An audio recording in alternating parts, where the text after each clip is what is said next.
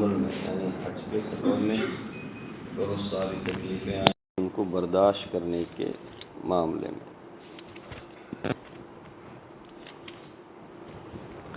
سفر خواہ کیسا ہی ہو وہ فی نفسی ہی مشقت کا سبب ہے۔ اسی وجہ سے شریعت نے اس میں خصوصی رعایت یہاں تک فرمائی کہ فرض نمازیں 4 رکعت کی جگہ 2 رکعت کر دی۔ خود نبی صلی اللہ علیہ وسلم کا پاک ارشاد ہے السفر قطعۃ من النار، سفر آگ کا ایک ٹکڑا ہے۔ بس مشقت تو سفر میں ہوتی ہی ہے، اور پھر یہ سفر تو یعنی حج کا سفر خصوصیت سے عاشقانہ سفر ہے۔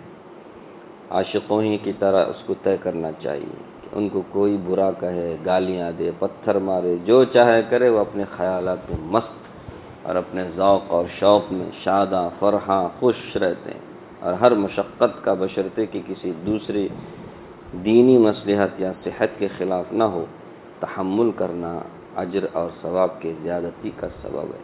امام غزالی رحمۃ اللہ علیہ نے لکھا ہے کہ اس سفر میں آدمی جو کچھ بھی خرچ کرے اس کو نہایت خوش دلی سے کرے، اور جو نقصان جانی یا مالی پہنچے اس کو طیب خاطر سے برداشت کرے، خوشی خوشی۔ یہ اس کے حج کے قبول ہونے کی علامت ہے۔ حج کے راستے میں مصیبت جہاد میں خرچ کرنے کے برابر ہے کہ 1 درہم کے بدلے میں 700 درہم ملتے ہیں، اور حج کے راستے میں تکلیف کا اٹھانا جہاد میں تکلیف اٹھانے کے برابر ہے۔ اس لیے جو مشقت یا نقصان برداشت کرے گا اللہ کے یہاں اس کا بڑا اجر ہے، وہ ضائع نہیں ہے۔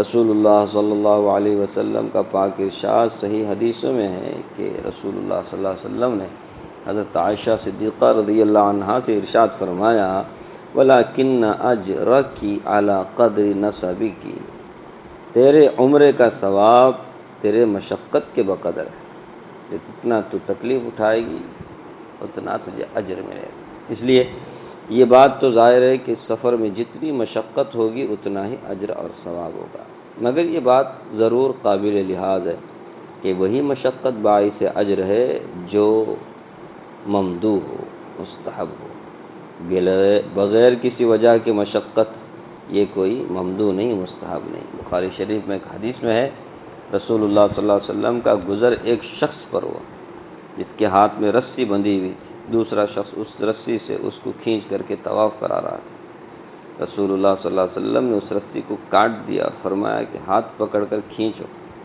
بظاہر یہ شخص نابینا تھے یا کوئی اور عارضہ ایسا تھا جس کی وجہ سے دوسرے شخص کی اسے ضرورت تھی۔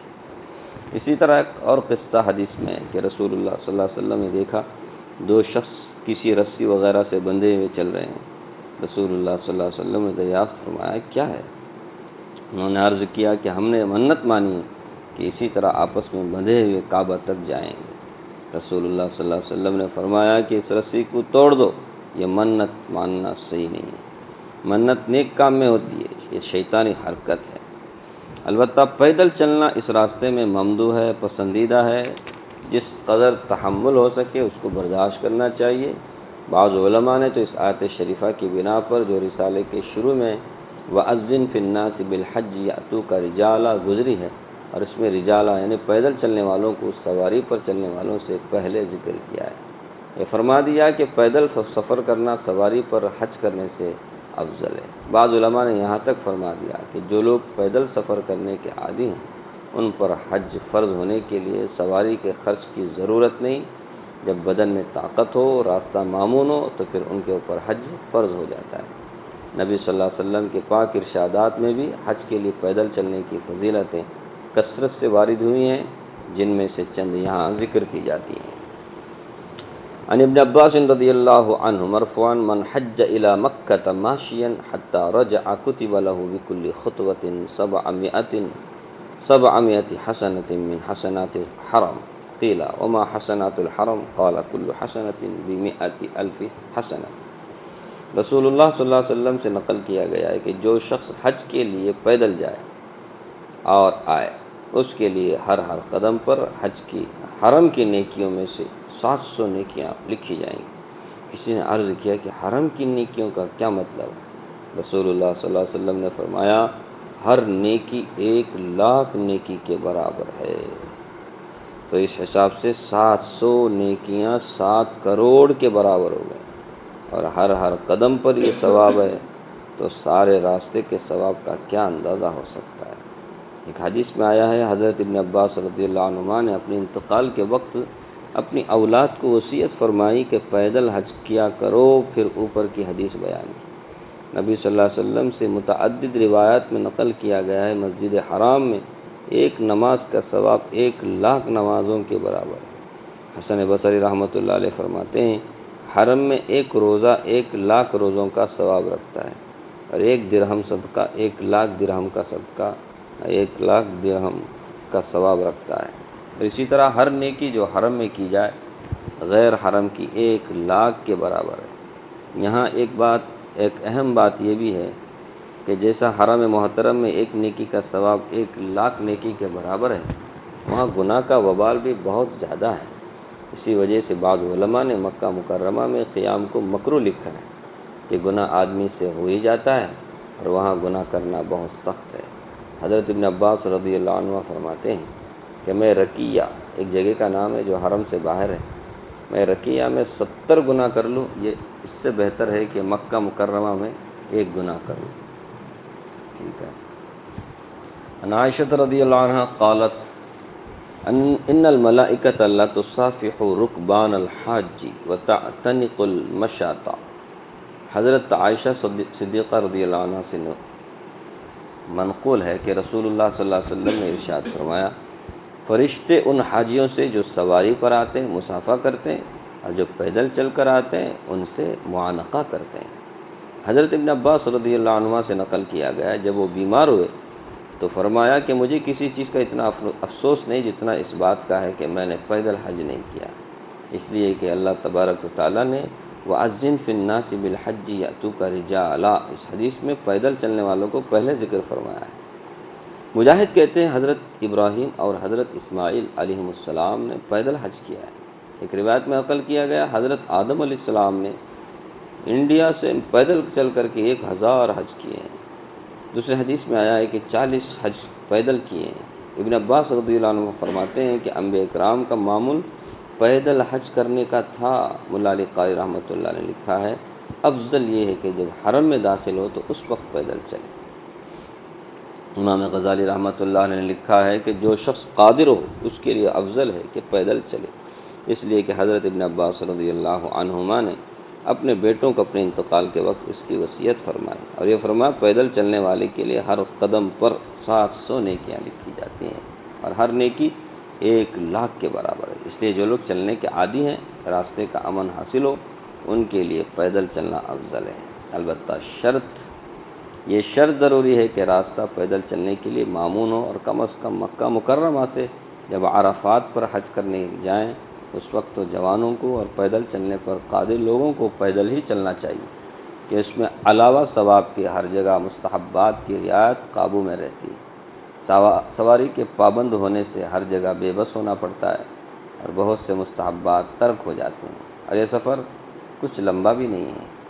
مکہ سے عرفہ مینا 8ویں تاریخ کو مکہ مکرمہ سے مینا تک جانا ہے، جو صرف 3 میل قریب 5-5.5 کلومیٹر۔ 9ویں کے صبح کو مینا سے عرفات پر جانا ہے، جو 5-6 میل قریب 12 کلومیٹر۔ یہ معمولی منزلیں ایسی نہیں کہ نوجوانوں کے اور چلنے پر قدرت رکھنے والوں کے لیے بار ہوں، بوجھ ہوں، اور ثواب اتنا زیادہ کہ ہر قدم پر 7 کروڑ نیکیاں ملیں۔ حضرت ابن عباس رضی اللہ عنہما کی اس روایت میں جو اوپر ذکر کی گئی ہیں، ایک روایت میں یہ بھی ہے کہ جب انہوں نے اپنے اولاد کو پاؤں چلنے کی وصیت فرمائی تو انہوں نے دریافت کیا کہاں سے پاؤں چلا کریں؟ انہوں نے ارشاد فرمایا مکہ مکرمہ سے جب چلو تو پاؤں چلو۔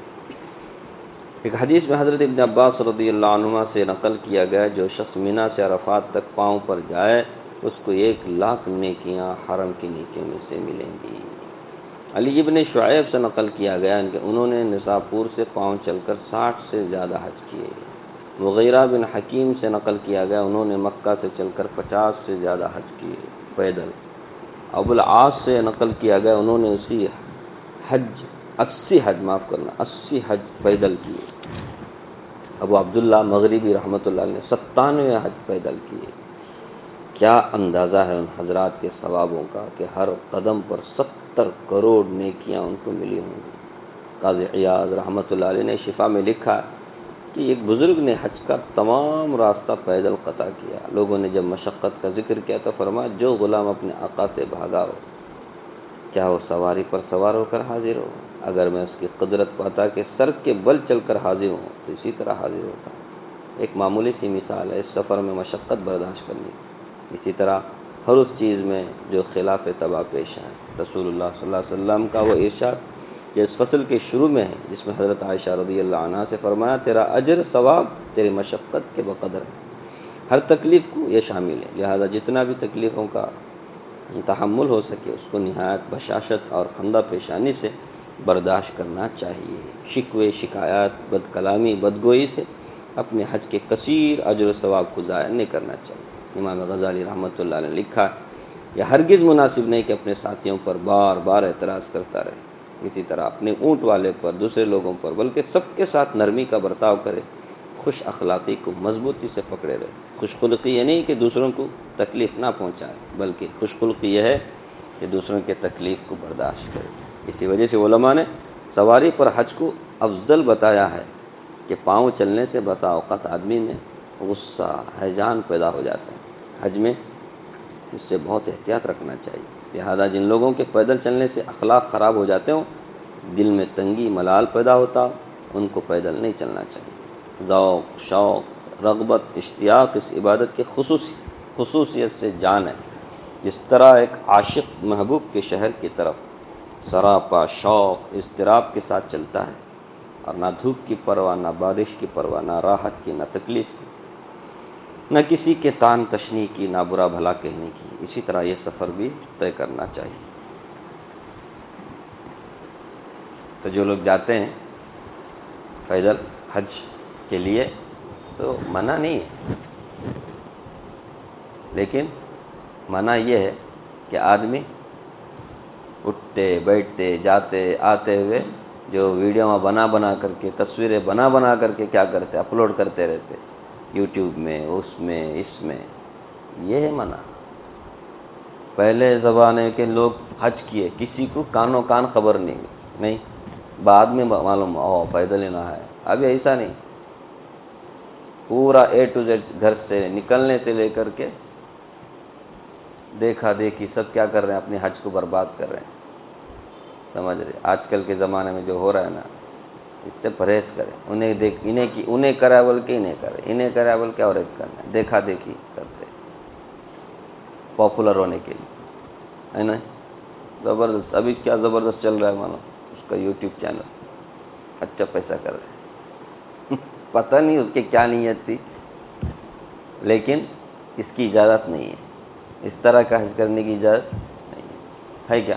آپ بتاؤ صحیح ہے ایسا کرنا؟ پہلے بھی لوگوں نے کیا ہے، نہیں کیا بول کے حضرت آدم علیہ السلام بھی کیے بول حج پیدل کیے انڈیا سے، تو انڈیا سے ہی جا رہے کیرلا سے جا رہے جانا منع نہیں ہے، لیکن آپ صلی اللہ علیہ وسلم نے سواری پر کیا ہے۔